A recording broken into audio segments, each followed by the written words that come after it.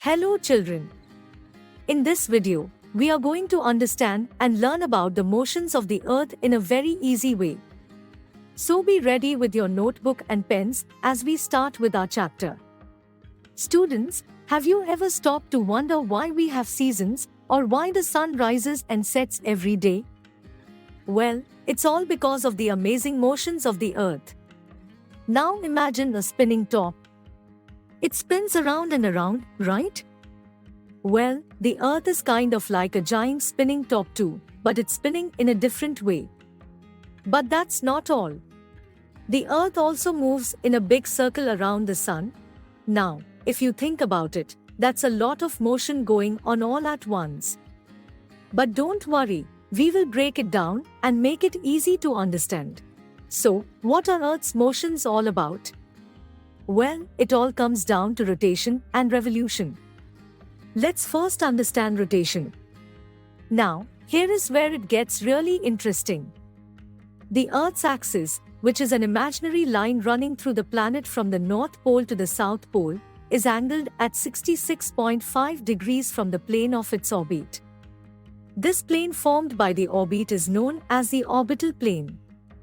Now, let's take a closer look at what's happening during this rotation. The Earth actually spins around its axis.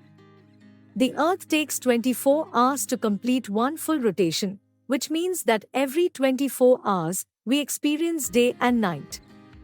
When one side of the Earth is facing the sun, it's daytime on that side, and when the other side is facing away from the sun, it's nighttime.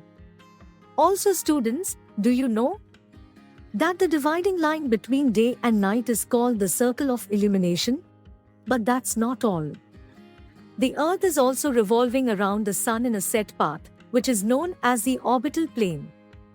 The Earth takes about 365.25 or 365 and a quarter days to complete one full revolution around the sun, which is why we have 1 year. But what about the seasons? Well, that's where the Earth's revolution comes into play. As the Earth moves around the sun, it also tilts on its axis, which have already discussed, which causes different parts of the planet to receive different amounts of sunlight throughout the year. When one hemisphere is tilted towards the sun, it receives more sunlight, causing warmer temperatures and longer days, which we call summer. And when the other hemisphere is tilted away from the sun, it receives less sunlight, causing cooler temperatures and shorter days, which we call winter. Can you imagine what it would be like if the Earth didn't rotate or revolve? One side of the planet would always be in daylight, while the other side would be in darkness, creating extreme and harsh environments that would make it impossible for life to exist on Earth. But because of the Earth's amazing motions, we have a beautiful and diverse planet that is perfect for life to survive. But students, the Earth's motions not only create the perfect conditions for life to exist, they also affect how we experience time on our planet. Now, have you ever noticed that sometimes February has 28 days and other times it has an extra day, making it 29 days long?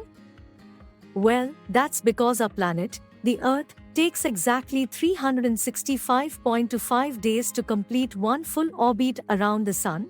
That's almost a quarter of a day longer than our calendar year, which has only 365 days.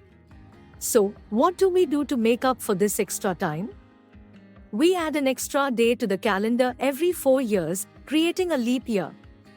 That's right, a whole extra day to play, learn, and explore. This leap day is added to the month of February, which is normally only 28 days long. So, during a leap year, February has 29 days instead of 28. Moving on, children, do you know about the longest and shortest days of the year? Let's learn about them together. Let's talk about summer solstice first. It occurs on 21st June when the northern hemisphere is tilted towards the sun. This means that the sun's rays fall directly on the Tropic of Cancer, which is located in the northern hemisphere. This results in more heat, longer days, and shorter nights in this part of the world. Can you imagine having continuous daylight for about 6 months at the North Pole and the places beyond the Arctic Circle? That's so cool. On the other hand, the Southern Hemisphere experiences winter during the summer solstice. This means that it has longer nights and shorter days. But don't worry, the tables turn during the winter solstice, which happens on 22nd December.